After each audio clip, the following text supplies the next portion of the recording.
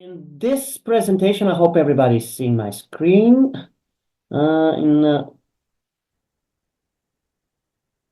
What about now?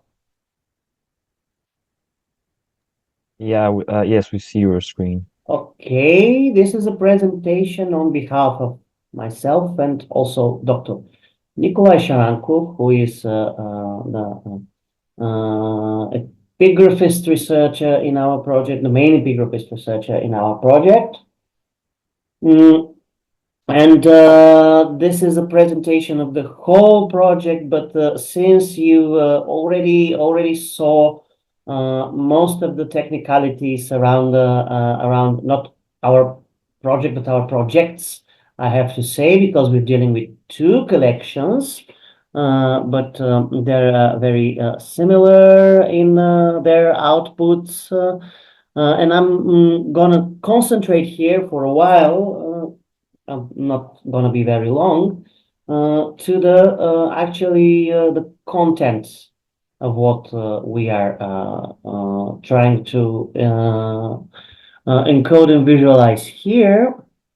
So we're starting with the ancient Greek epigraphic heritage in Bulgaria, which counts more than 5,000 inscriptions. And counting because every year, every archaeological season, there are new inscriptions discovered, and these new inscriptions, some of them are unpublished, some of them are published in new publications. So this number is not definite. Mm. As to the main printed corpora, there's two of them. The one of which you heard pretty frequently mentioned this week. This is Georgi Mikhailov's Opus Magnum, which is Inscriptiones Graecae in Bulgaria Repertae, which is in 5 volumes. The fifth volume is with addenda and corrigenda to the first four, but these 4 volumes, well, including the fifth one, spread from 1956, the first edition of the first volume, until 1995. So you can see it's quite a large span, and some of the volumes are already quite dated.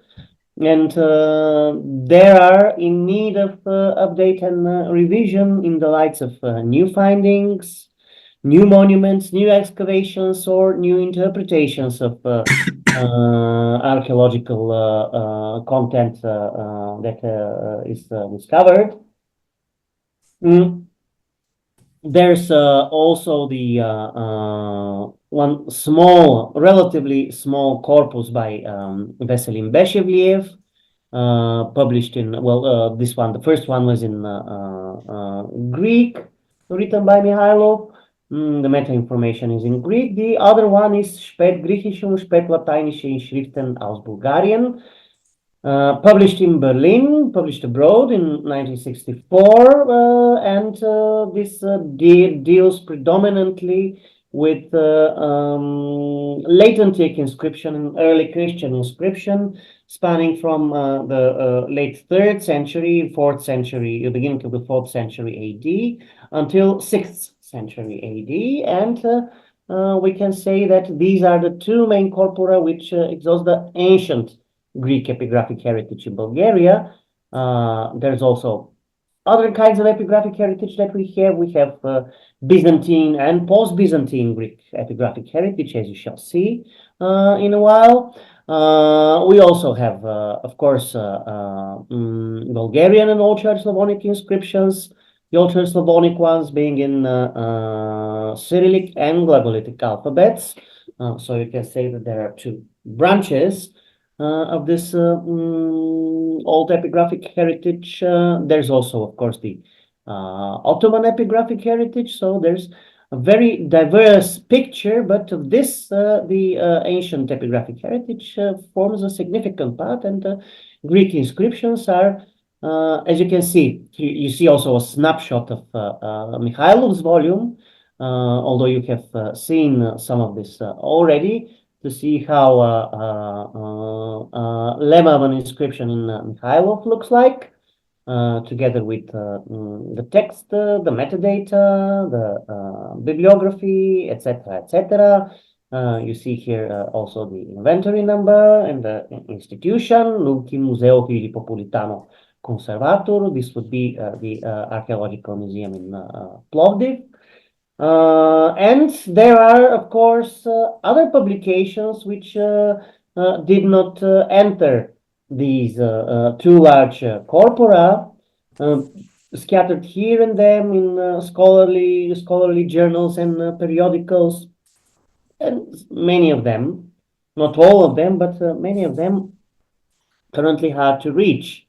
Some of them published in Bulgarian, some of them published in journals which are not very accessible to international audience, and so on and so forth. And of course, there are even publications which have been hitherto, the inscriptions which have been hitherto unpublished.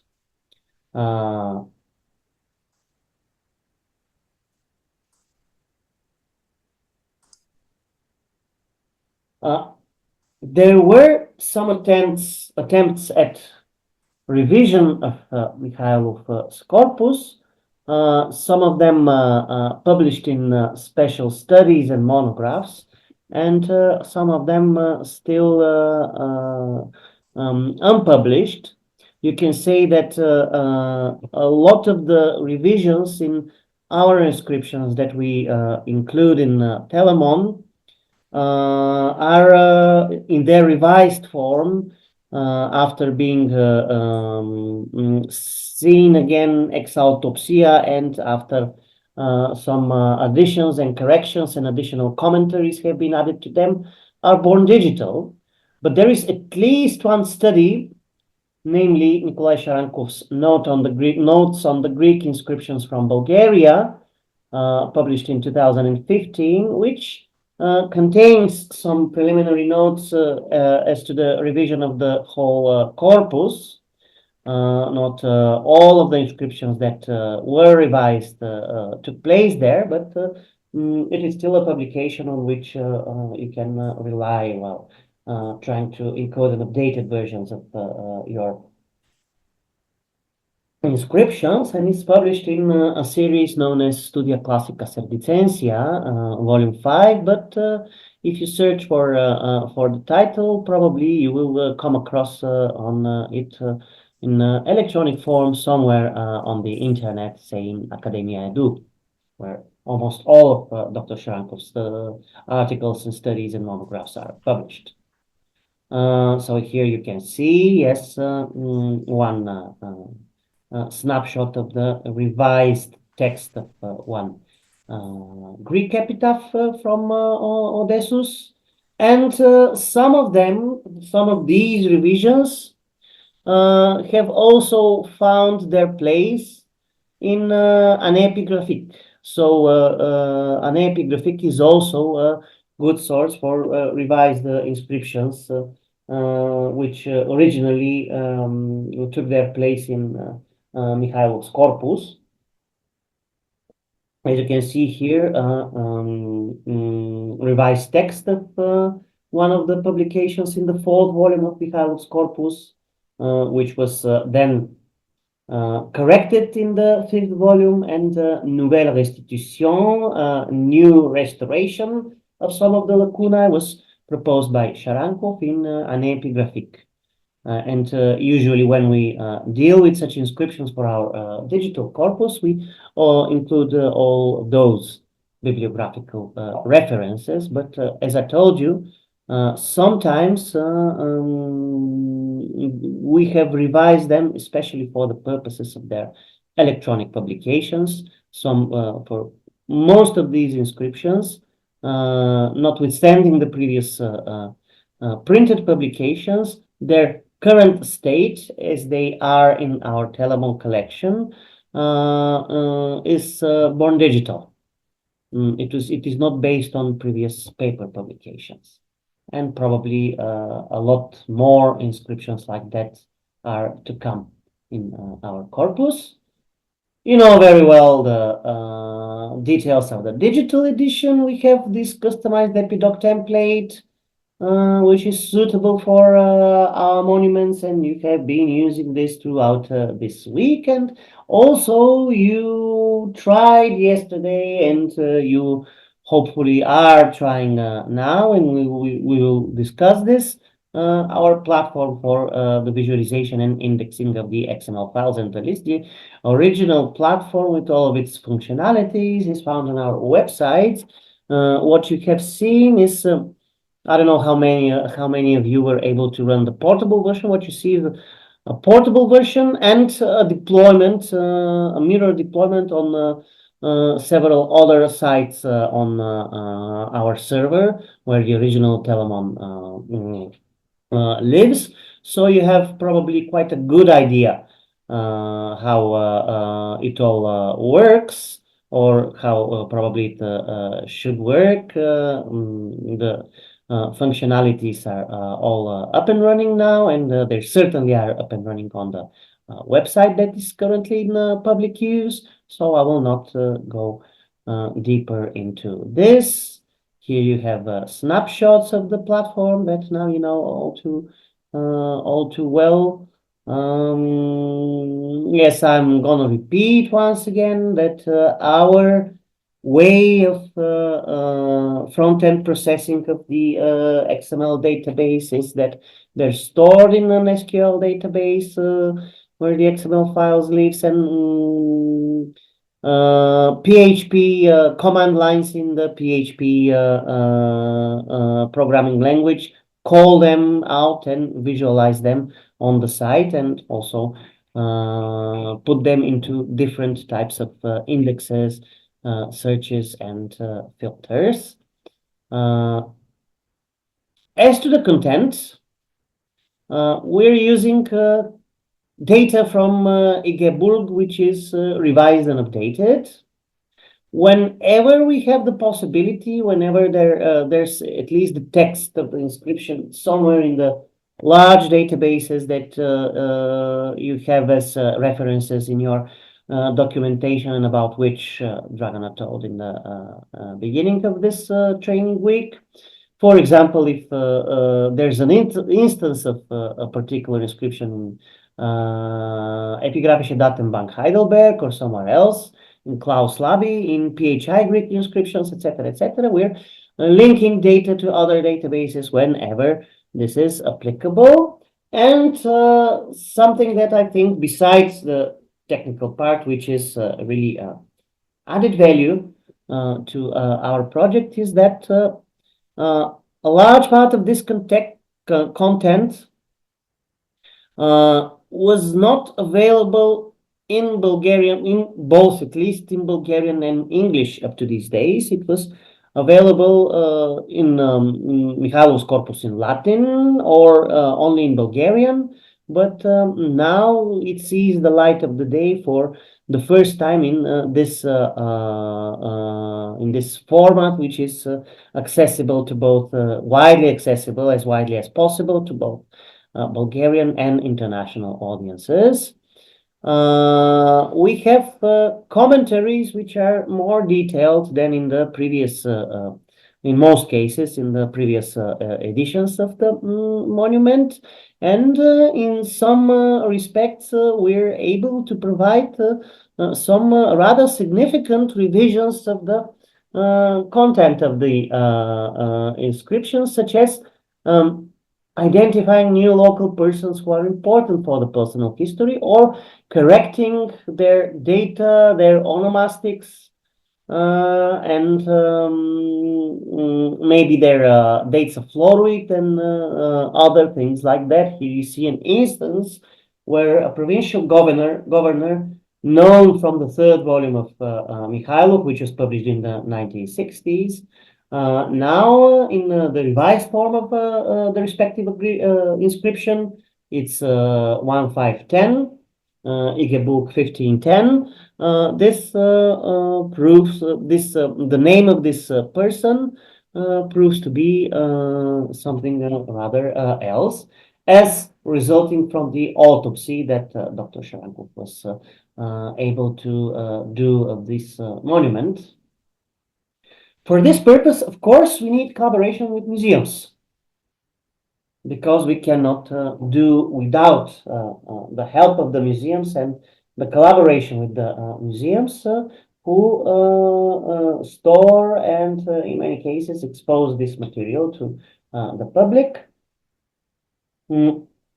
The example was set by the original historical museum of Vratsa, who provided us with, if you saw this inscription the other day, who were the first to provide all of their collection of Greek monuments that they had in their repository and in their lapidarium in order to be included in Telamon, be it published in some articles before that or as yet unpublished. So we're using this material with the official permission of the archaeological section of the museum.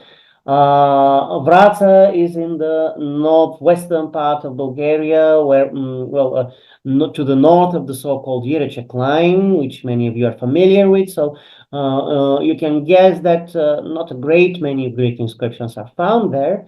There's only 12, I think, or something like that, but or maybe less, I cannot remember right now, but all of those were provided and included in our collection. We now have also collaborations with other archaeological museums and with the National Archaeological Institute with museum to the Bulgarian Academy of Sciences, which provide additional information for some of the inscriptions, and they also serve as a principle to all the other regional and archaeological museums in Bulgaria. So if not with anything else, the collaboration with museums is much helpful in order to get us the opportunity to have at least high quality images and updated inventory numbers in the inventory books of the museum, as well as some other metadata that need to be corrected if they need to be inspected or measured again, etc., etc. And this collaboration also proves quite significant concerning the inscriptions which are until now unpublished, or in other inscriptions which are considered lost, but in some cases, if you look at the repository, in the repository of the museums, you may find that these monuments are not lost, but they're simply not described, and Mikhailov and other editors didn't bother to look more carefully to find them, which is quite often the case with the Latin inscriptions in Bulgaria.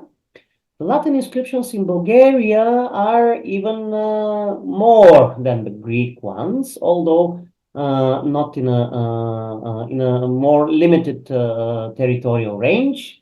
There are over 5,500 dating from the 1st to 6th century AD.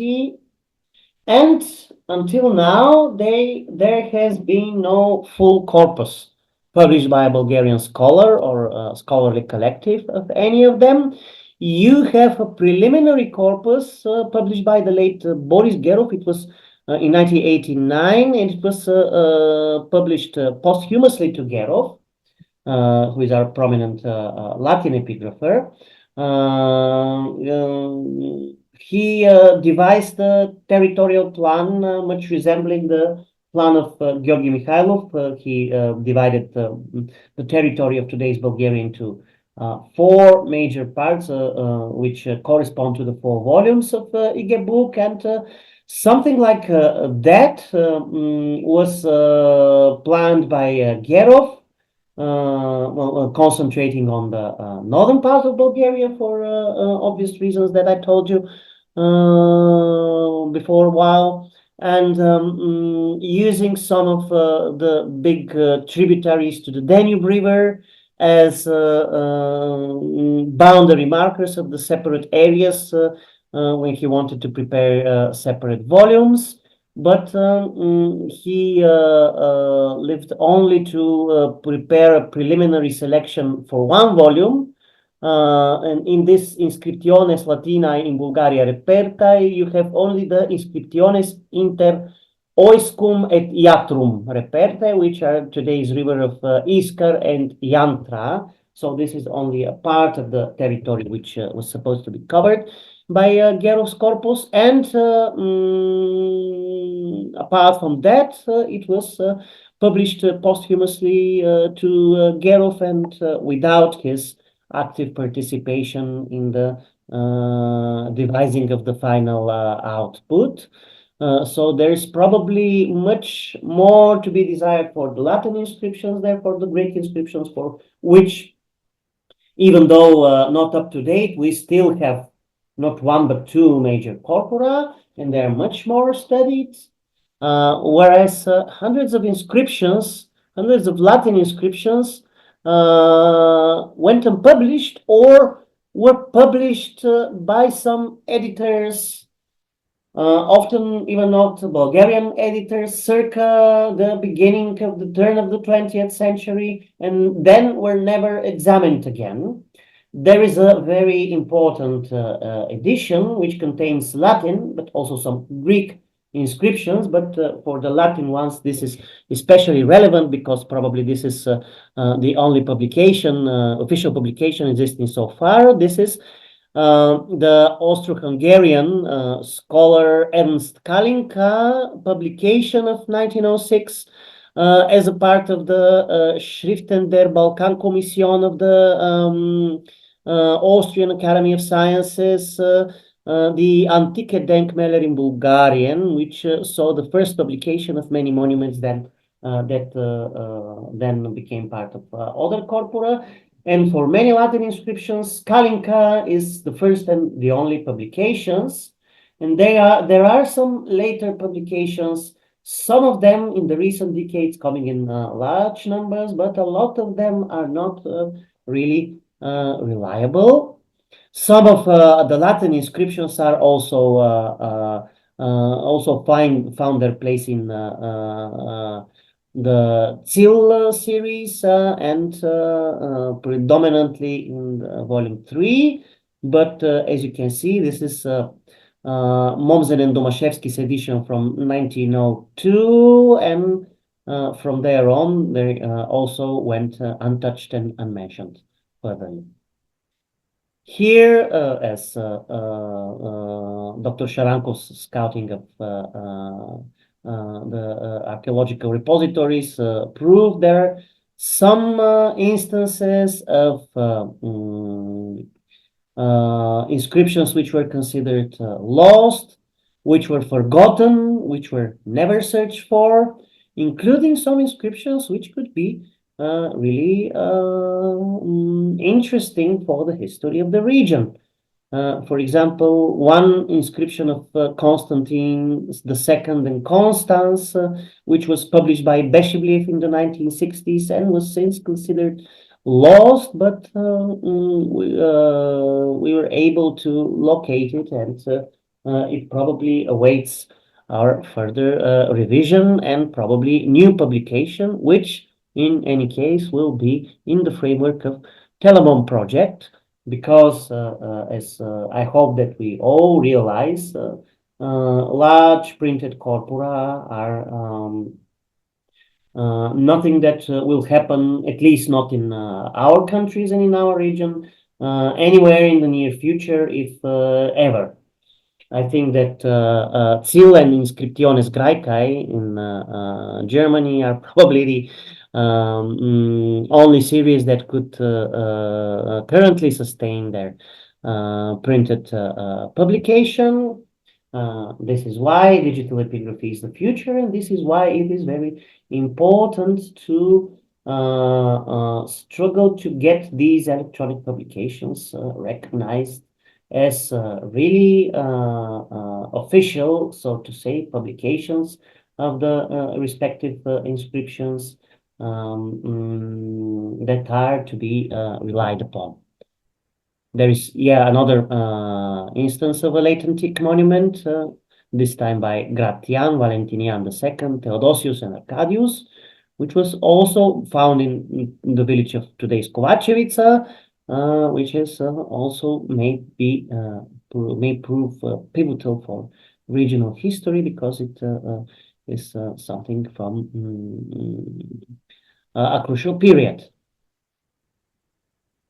Some examples of inscriptions which are in need of revision.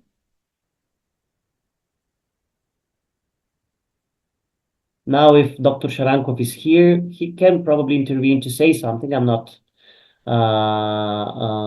forcing him to do so, but Yes, I could. If you want.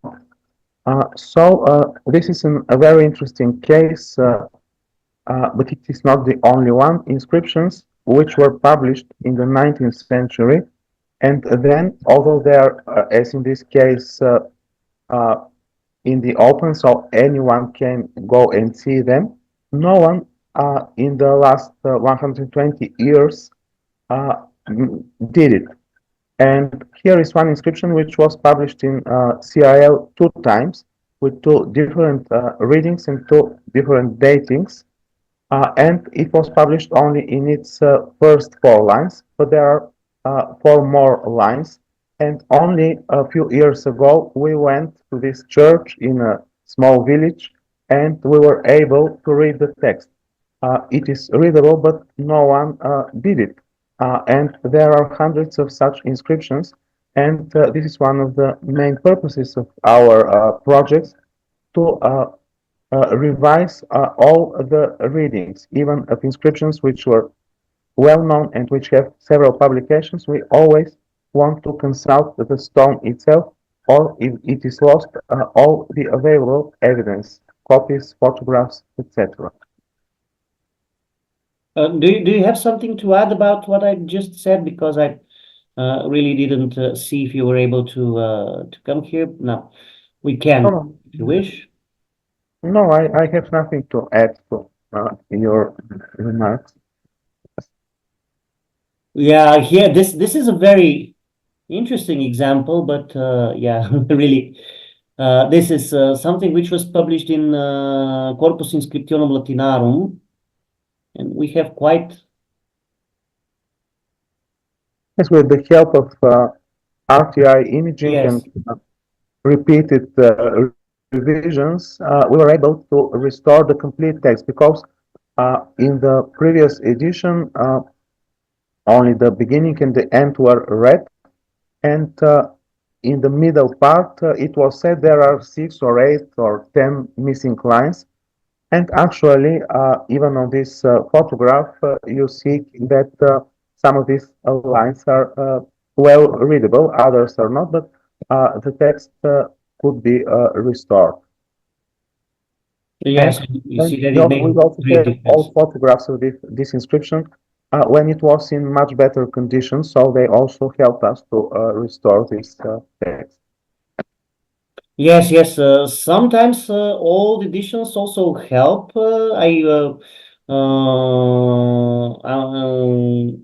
I now think of some inscriptions from our Telamon collection when we used both Mihailov's edition, which was supposed to be the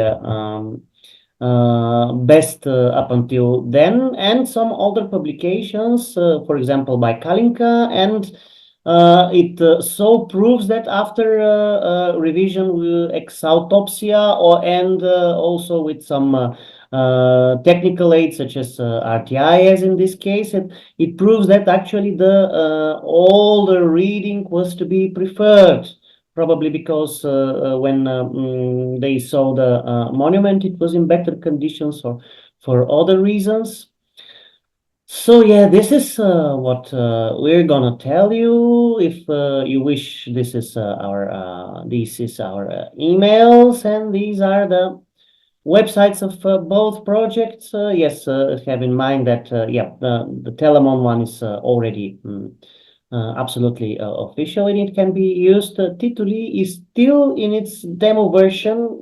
It's not supposed to be publicly available, but I believe that everything there is all right. And I probably should have stressed more that when speaking about the role of the museums, the Telamon project is led by our team at the University of Sofia, and we are also contributing with expertise and know-how and technical aid with another distribution of our Ajax engine to the Tituli project, but the Tituli project is actually led by the National Archaeological Institute with museums. They are